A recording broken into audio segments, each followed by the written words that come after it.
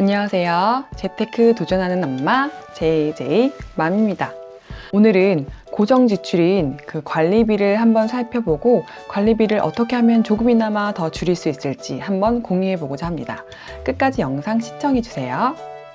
2020년 1월 저희 집 관리비 명세서가 도착했는데요.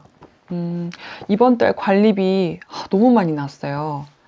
금액은 바로 31만 1,190원. 저희 집은 중앙 난방이기 때문에 그 난방비도 함께 포함돼서 겨울철에는 특히 관리비가 많이 나오는데요. 오늘은 그 관리비를 하나씩 살펴보겠습니다. 일반 관리비, 청소비, 소독비, 승강기 유지비 이렇게 나오고 있고요. 여기서 장기수선 충당금이 나오는데요. 저희 집은 39,423원이 매달 부과되고 있습니다.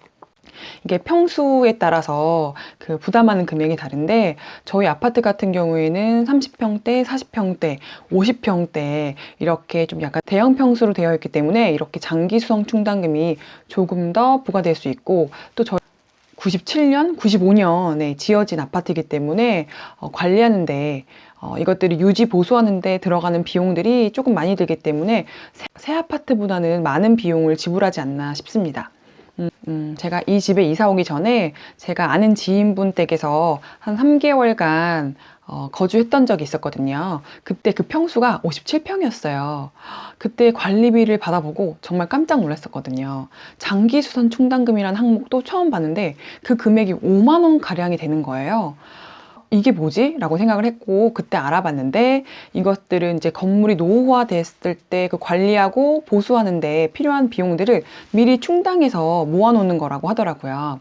그 해당 주택의 등기 명의인이 지불하는 금액이기 때문에 세입자 같은 경우에는 이사를 하고 나올 때 돌려받을 수 있습니다. 공인중개사 사무소에서 그 부동산 사장님들께서 다 알아서 처리를 해주시더라고요.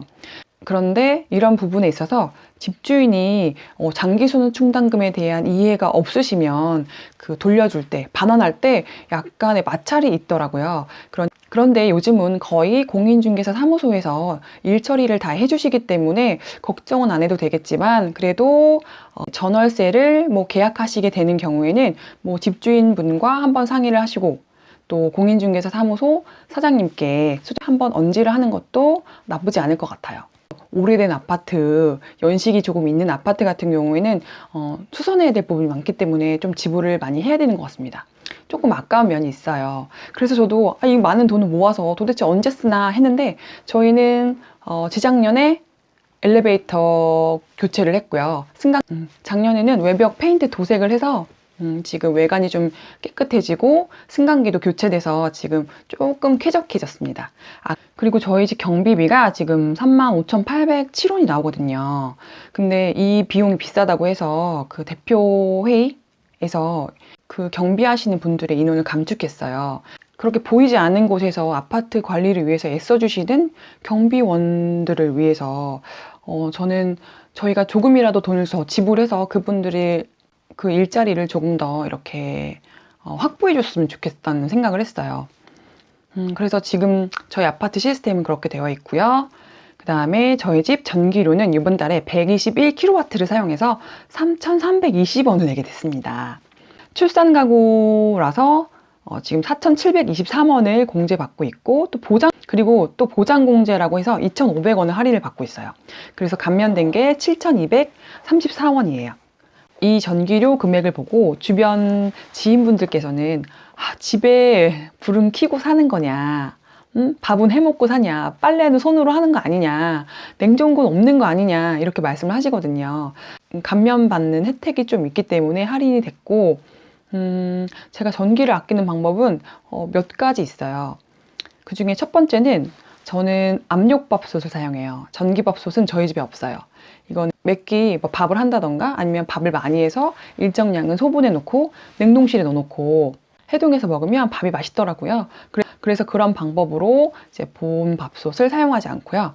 그리고 두 번째는 모두 아시는 것처럼 플러그를 모두 뽑아놔요.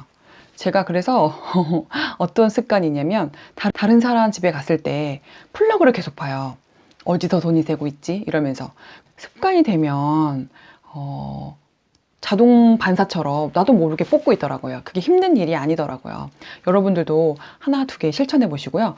그 개별적으로 관리할 수 있는 그런 멀티탭을 이용하시면 정말 관리하기가 좀 수월하실 거예요. 그리고 세 번째는 TV의 셋탑박스를 항상 보지 않을 때는 꺼놓는 거예요. 정말 그 전력 소비량이 정말 크다고 들었거든요. 그래서 저희는 TV를 보지 않을 때는 항상 셋탑박스를 끄고 잠자기 전에도 한번 확인을 하고 잠자리에 듭니다. 그리고 네 번째는 세탁기인데요. 세탁기 같은 경우에도 사실 콘센트 뽑는 사람 별로 없을 거예요. 그런데 빨래를 할 때 이제 모아서 해요. 그래서 일주일에 2번 내지 3번 가량 빨래를 하긴 하는데 여름철에는 조금 빈도가 높아지긴 하지만 그래도 항상 빨래를 모아서 하려는 편이고요.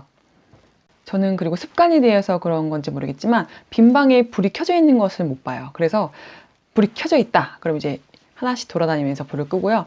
이렇게 습관이 되어 가니까 저희 큰아이도 바로 볼일을 보고 불을 끄는 습관을 갖게 되더라고요. 사실 전기를 아끼려면 몸이 조금 고생을 해야 돼요.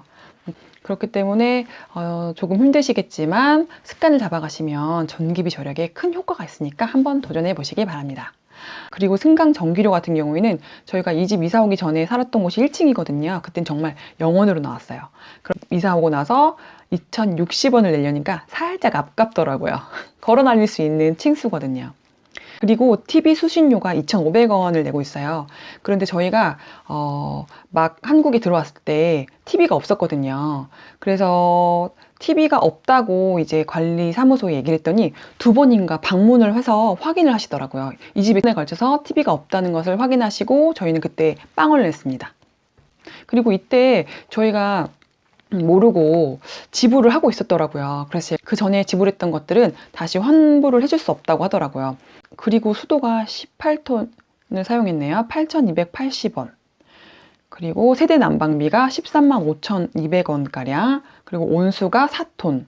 그래서 18,000원 정도가 나왔습니다. 그래서 저희 집 이제 1년치 관리 금액을 한번 비교를 해봤는데요.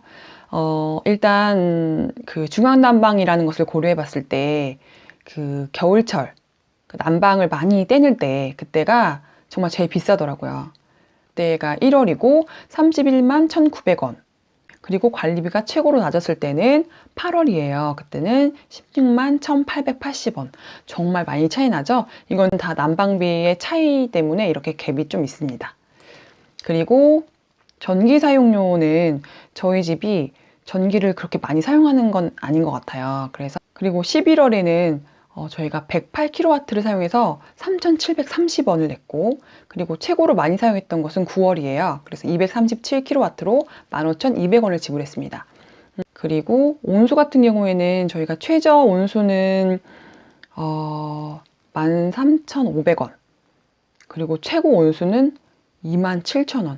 저희가 온수 사용이 좀 많아요. 그리고 수도 같은 경우에도 많이 썼을 때가 20톤. 9,200원가량을 냈고요. 그 다음에 적게 사용했을 때는 13톤, 5,980원가량을 냈어요. 이렇게 해서 저희 집 중앙난방을 하고 있는 그 아파트의 관리비에 대해서 한번 살펴봤습니다. 여러분들도 관리비 한번 체크해 보시고 줄일 수 있는 항목이 무엇인지 한번 생각해 보시면 조금이나마 고정 지출을 줄일 수 있지 않을까 생각해 봅니다. 그리고 이제 에코 마일리지와 탄소 포인트라는 제도가 있는데요. 서울시 같은 경우에는 에코 마일리지, 그 다음에 그 밖의 지역 같은 경우에는 탄소 포인트로 제공이 되는데, 가정에서 전기, 수도, 도시가스 해당하는 사용 절감에 따라서 그 포인트로 이제 환급을 해주는 절차인데요. 제가 신혼 때 또 이 에코 마일리지를 알고 있어서 활용을 한번 해봤어요.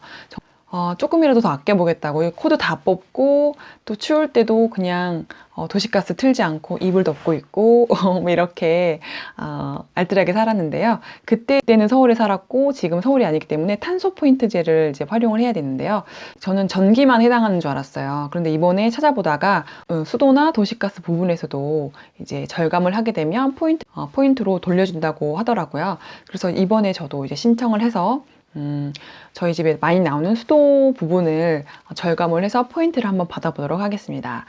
여러분들도 귀찮지만 한번 해보세요. 이걸 받으면 정말 쏠쏠하실 거예요.